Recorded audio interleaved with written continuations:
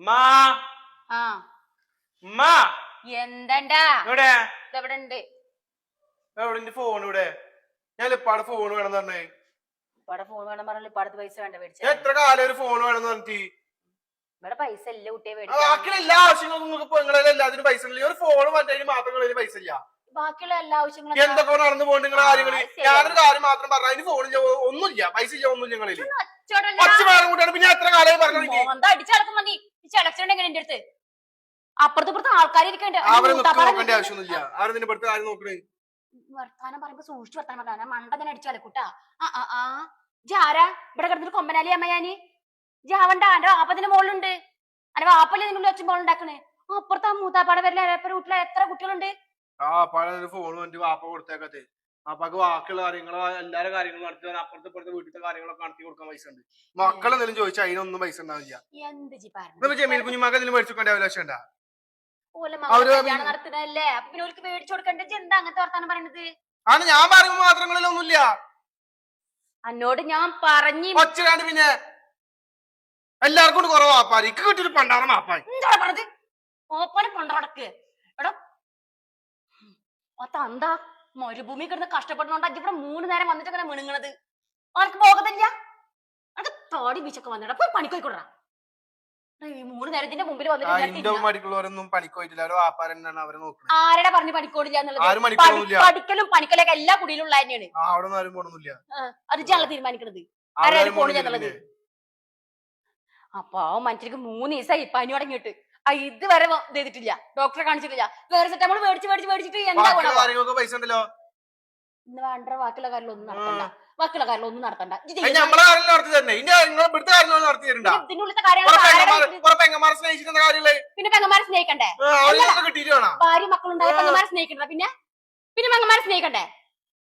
ആവശ്യത്തിന് പോലെ. ഔന്റെ പടച്ചോനെ, ഇക്കണക്കിന് ഇതിന്റെ താഴെയുള്ള 2 കുട്ടികളെ ഞാൻ എന്താ ചെയ്യാ? ജനക്കൊരു കുടുംബം വന്ന ചിന്റെ മക്കളെ വിടൂടാ.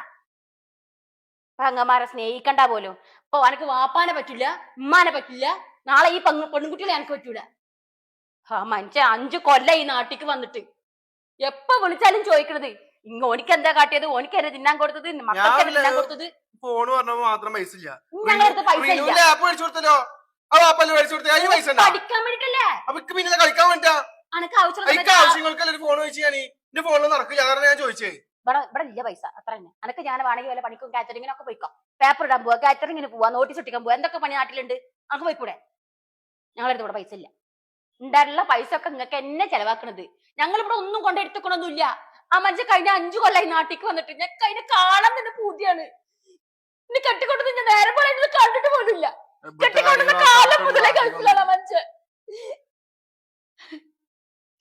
എന്ന് രോഗങ്ങളാണ്. നിങ്ങൾ പ്രവാസികളുടെ വേദന നിങ്ങൾക്ക് ആർക്കെങ്കിലും അറിയോ? ഓൽക്കും അല്ല ഭാര്യമാർക്കും പഠിച്ചവർക്ക് അറിയുള്ളൂ.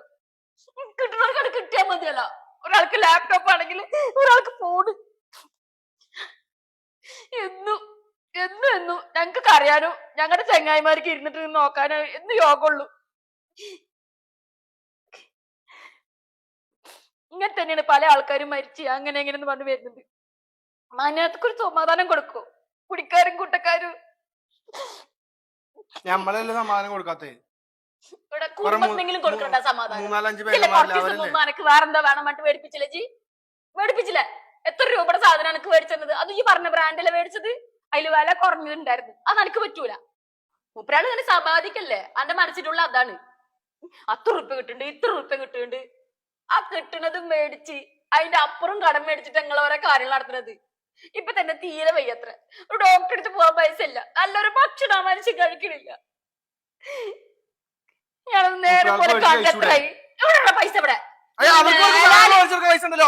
ഇനി മേലെ എന്റെ കനെക്കുറിച്ച് എന്തെങ്കിലും പറഞ്ഞു പണ്ടടയ്ക്ക. പിന്നെ അനക്ക് ഇതിനോട് സീറ്റിട്ടാവില്ല. ഓർത്തോളം ഉണ്ട്.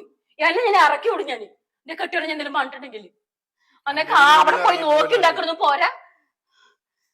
അവനെ വളർത്തിണ്ടാക്കാൻ കഴിയുമെങ്കിലേ അവനെ ഒടിക്കാനൊക്കെ അറിയാം. മറക്കണ്ട.